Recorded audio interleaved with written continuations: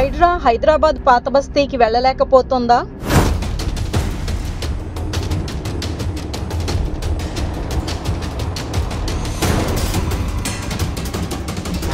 ఓవైసీ కాలేజీలను చూసి చూడనట్లు వదిలేస్తున్నారా?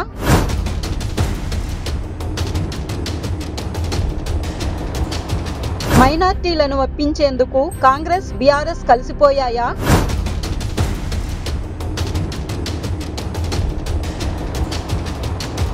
పాత బస్తీకి ఒక రూలు, మిగిలిన నగరం అంతా ఒక రూలు పాటిస్తున్నారా?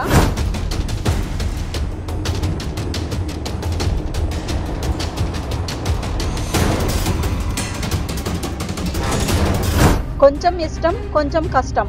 మన రితం తెలుగులో.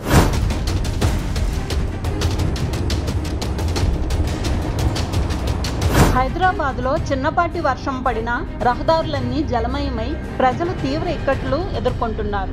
ఈ నేపథ్యంలో రేవంత్ రెడ్డి సర్కార్ నగరంలో చెరువులతో పాటు ప్రభుత్వ స్థలాలను కబ్జా చేసి కట్టిన అక్రమ కట్టడాలను కూల్చడానికి ఐపీఎస్ ఆఫీసర్ రంగనాథ్ ఆధ్వర్యంలో హైడ్రాను ఏర్పాటు చేసింది. అయితే హైడ్రా కూడా సామాన్యులను ఓలాగా, రాజకీయ నేతలను, ఇతర ప్రముఖులను ఓలాగా ట్రీట్ చేస్తోందనే కామెంట్స్ వినిపిస్తున్నాయి. నగరంలో ముందుగా నాగార్జునకు చెందిన ఎన్ కన్వెన్షన్ మాదాపూర్ చెరువును కబ్జా చేసి కట్టారనే ఆరోపణలతో హైడ్రా కూల్చి పాడేసింది. దీనిపై సర్వత్రా హర్షం వ్యక్తమయ్యింది. దాంతోపాటు హైదరాబాద్ మహానగరంలో చెరువులను కబ్జా చేసి కట్టిన కట్టడాలను నేలమట్టం చేసింది.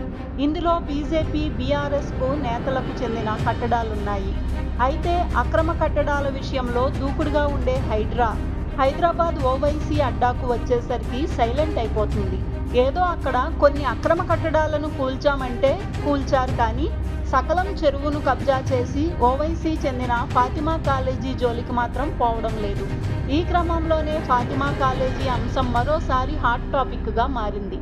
ఓవైసీకి చెందిన కాలేజీని ఎందుకు కూల్చడం లేదని విమర్శలు, ప్రశ్నలు వెల్లువెత్తుతున్నాయి. ఈ నేపథ్యంలోనే దీనిపై హైడ్రా కమిషనర్ క్లారిటీ ఇచ్చారు. పేద ముస్లిం బాలికలు, మహిళల కోసం కేజీ నుంచి పీజీ వరకు ఈ కాలేజీలో ఉచిత విద్య అందిస్తున్నట్లు తెలిపింది. అందుకే దానిపై చర్యలు తీసుకోవడంలో వెనుక ముందు ఆలోచించాల్సి వస్తుందని క్లారిటీ ఇచ్చింది.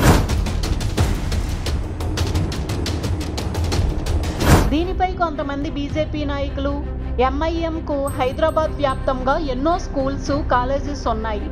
వాటిలో ఇక్కడ చదువుకున్న వారికి పునరావాసం కల్పించి ఆ అక్రమ కట్టడాలను కూల్చామని చెబుతున్నారు. ఏది ఏమైనా కాంగ్రెస్ పార్టీ సీఎం రేవంత్ రెడ్డితో పాటు రాహుల్ గాంధీతో ఎంఐఎంకు మంచి రాజకీయ అనుబంధమే ఉంది. ఈ రెండు పార్టీల మధ్య అవగాహన కారణంగానే అన్ని విషయాల్లో దూకుడు ప్రవర్తించిన హైడ్రా ఇక్కడ మాత్రం ఏమీ చేయలేక ఓవైసీ ముందు చేతులు కట్టుకొని నిలబడాల్సిన పరిస్థితి ఏర్పడిందని నెటిజన్స్తో పాటు బీజేపీ నేతలు అంటున్నారు. ఓవైసీ బ్రదర్స్కు చెందిన ఆస్తుల వ్యవహారంలో ఒకలా, మిగతా విషయంలో మరోలా హైడ్రా ప్రవర్తిస్తుందనే విమర్శలు వెల్లువెత్తుతున్నాయి. అయితే ఫాతిమా కాలేజీ పక్కన పెడితే ఎంఐఎం నాయకుల ఆస్తుల వ్యవహారంలో కఠినంగానే వ్యవహరిస్తున్నామన్నారు. వారు కబ్జా చేసిన భారీ నిర్మాణాలను కూల్చివేస్తామని స్పష్టం చేసింది హైడ్రా. ఈ నేపథ్యంలోనే సలకం చెరువులో నిర్మించిన ఫాతిమా కాలేజీ కూల్చివేతను నిలిపివేసినట్లు హైడ్రా ప్రకటించింది. ఏది ఏమైనా రేవంత్ సర్కారు కూడా ఓవైసీ బ్రదర్స్ వద్ద సరెండర్ అయిందని ఫాతిమా కాలేజీ ఇష్యూతో మరోసారి తేలిపోయింది.